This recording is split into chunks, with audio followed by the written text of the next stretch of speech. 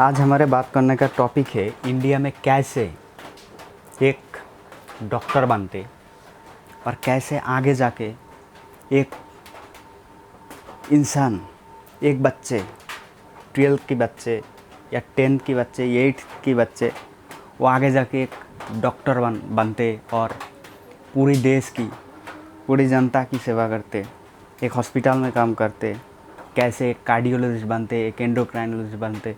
तो आज हम वो जानने वाला हूँ कैसे इंडिया में एक डॉक्टर बनते और क्या प्रोसीड्योर होते हैं उसका, कौन सा एग्ज़ाम देना होता है, कौन सा क्लास में के बाद उस एग्ज़ाम को देते। ये सब सारी बात हम लोग देखेंगे इस वीडियो में। तो चलिए ज़्यादा बात ना करके शुरू करते इस वीडियो को। तो देखिए इंडिया में जो 11 के बच्चे होते हैं, वो लोग 11 की जो साइंस के बच्चे होते हैं, वो लोग जिन्होंने बायोलॉजी लेके रखा है, तो वो लोग आगे एक एग्ज़ाम देता है डॉक्टर बनने के लिए। उस एग्ज़ाम का नाम है नीट। उस एग्ज़ाम का नाम है नीट। इसका फुल फॉर्म होता है national eligibility cum entrance test. लिख देता हूँ मैं, national eligibility cum entrance test. इस एग्ज़ाम हमारे इंडिया में हर साल होता है, एक बार होता है। ऑफलाइन मोड एग्ज़ाम होता है, ऑफलाइन मोड एग्ज़ाम होता है, ठीक है। और इस एग्ज़ाम में हर साल लगभग 18 लाख बच्चे, 18 लाख और इससे ज़्यादा बैठते स्टूडेंट्स बैठते इसमें, ठीक है, इस डॉक्टर बनने के लिए। और उसमें से सिर्फ 80 या 90,000 बच्चे ही सिलेक्ट होता है एमबीबीएस के लिए। एमबीबीएस के लिए सिलेक्ट होता है और आगे जाके ये लोग ह्यूमन डॉक्टर बनते हैं, ठीक है, ह्यूमन की डॉक्टर बनते, ह्यूमन डॉक्टर मानव के लिए बनते। और आगे जाके और भी कोर्स है, बीडीएस है, वो भी ह्यूमन डेंटल कोर्स है। ये सब आगे जाके तो बन जाते। तो मैं यहाँ पे एक जनरलाइज बात कर रहा हूँ कि नीट क्या, नीट एग्ज़ाम, इसका जो एलिजिबिलिटी क्राइटेरिया वो क्या होता है, कैसे बैठते हैं, कौन सा लोग इस एग्ज़ाम को दे पाते हैं, उसका एलिजिबिलिटी क्राइटेरिया लेकर थोड़ा बात कर लेते हैं। Eligibility criteria, eligibility criteria. तो देखिए इस एग्ज़ाम को इस बार तो कोई attempt limit, no attempt limit, कोई अटेम्प्ट लिमिट नहीं है। कोई भी कितना बार भी हो दे सकते और कोई भी देख सकते हैं। नो अपर एज लिमिट, अभी तक तो यही नोटिफिकेशन है, नो अपर एज लिमिट, इसका कोई अपर एज लिमिट नहीं है। और इस एग्ज़ाम में जो देगा उनका एज 17, कम से कम 17 ईयर्स ओल्ड होना चाहिए, 17 ईयर्स ओल्ड होना चाहिए, ठीक है। 17 साल की लड़का होना चाहिए और 12th पास होना चाहिए, 12th पास होना चाहिए। और इसके लिए जो 12th पास 50% मार्क चाहिए जनरल के बच्चों के, और 40% मार्क्स चाहिए SC/ST के लिए, ठीक है। जनरल और OBC के लिए भी 50% चाहिए होगा। तो देखिए इस अगर किसी के और बायोलॉजी होना चाहिए, सब्जेक्ट बायोलॉजी सब्जेक्ट होना चाहिए, बायोलॉजी,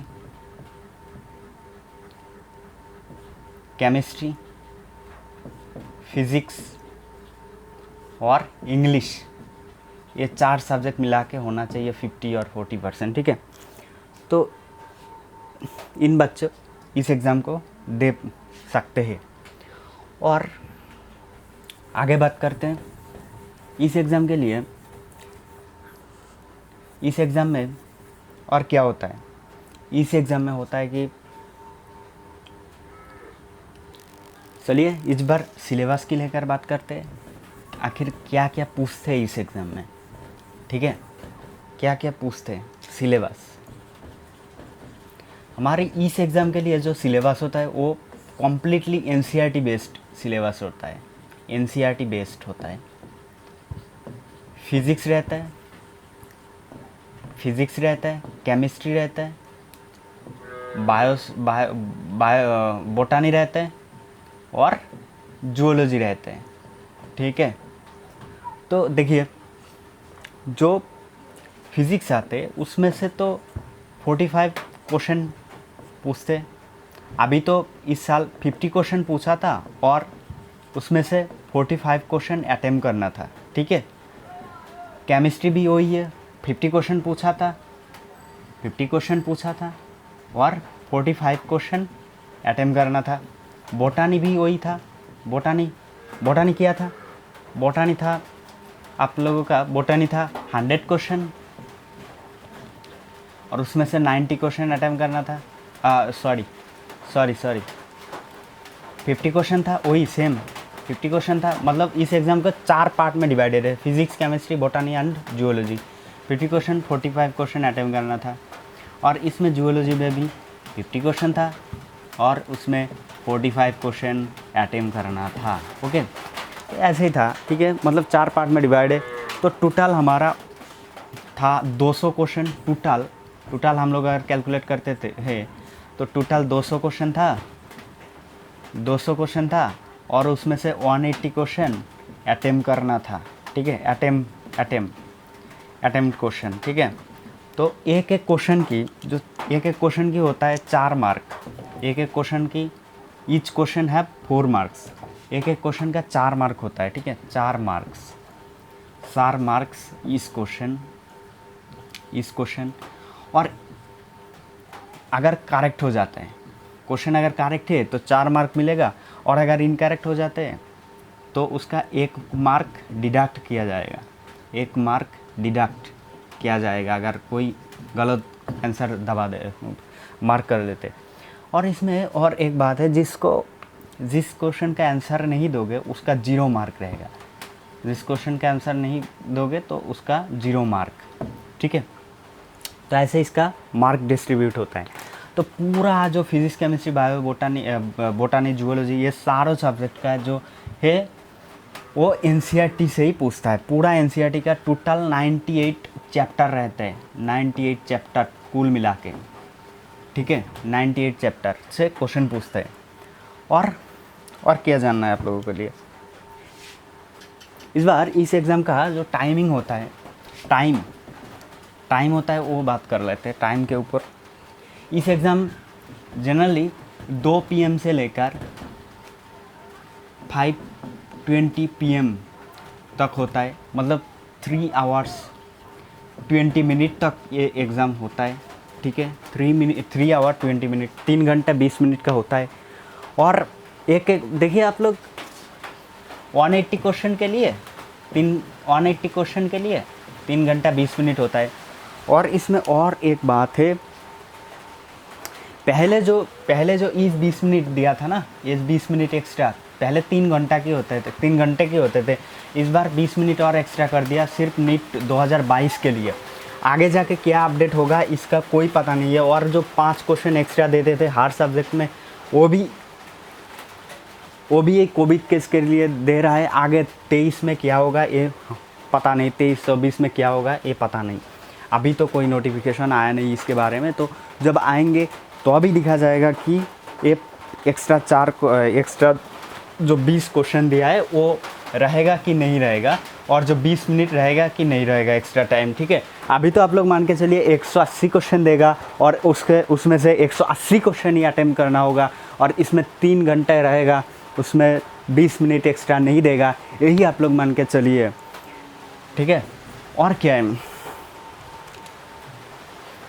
ठीक है, ऐसे एग्ज़ाम दे के लोग आते और रिज़ल्ट के लिए थोड़ा बात कर लेते। इसका रिज़ल्ट लगभग 1 महीने बाद 1 मंथ आफ्टर द एग्ज़ाम निकल जाते। एक महीने बाद निकल जाते, 1 मंथ लेटर। ठीक है, इसका ऑफिशियल वेबसाइट आप लोग नोट कर लीजिए। इसका ऑफिशियल वेबसाइट है, जो लोग देना चाहते हैं नीट की एग्ज़ाम और आगे जाके एक अच्छी डॉक्टर बनना चाहते हैं तो वो लोग इसके वेबसाइट को नोट कर लीजिए nta.ac.in। ठीक है, ये इनका वेबसाइट है। यहाँ जाके आप लोग पूरा देख सकते हैं और आगे नीट की एग्ज़ाम की जो फॉर्म रजिस्ट्रेशन होगा, अभी तो 2022 हुआ, अभी आगे कब होगा इसका पता नहीं, कब रिज़ल्ट निकलेगा। 1 महीने बाद तो निकल जाएगा रिज़ल्ट, लेकिन कब 2023 की एग्ज़ाम होगा उसके लिए मैं एक एक्सपेक्टेड डेट के लिए एक वीडियो बनाया था, उसको आप लोग चेकआउट कीजिए। मैं डिस्क्रिप्शन में इसका वीडियो लिंक दे दिया, आप लोग यहाँ जाके चेक कीजिए। ठीक है, और मैं थोड़ा शॉर्ट में बता देता हूँ कि एक्सपेक्टेड डेट क्या हो सकता है नीट 2023 के लिए। एक्सपेक्टेड डेट क्या हो सकता है, वो हो सकता है 7 मई 2023। ठीक है, 7 में हो सकता है इसका एक्सपेक्टेड डेट। तो आप लोग तैयारी कीजिए।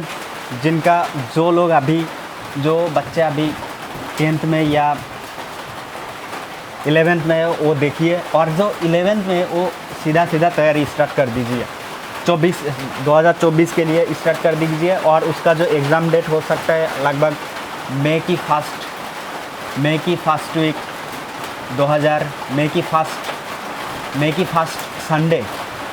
मई की फर्स्ट संडे 2024, इस डेट के 11th के बच्चे प्रिपेयर करना स्टार्ट कर दीजिए, ताकि आप लोग आगे जाके एक अच्छा डॉक्टर बन पाते। ठीक है, तो आज के लिए विदाई। बहुत बातें कर ली आज।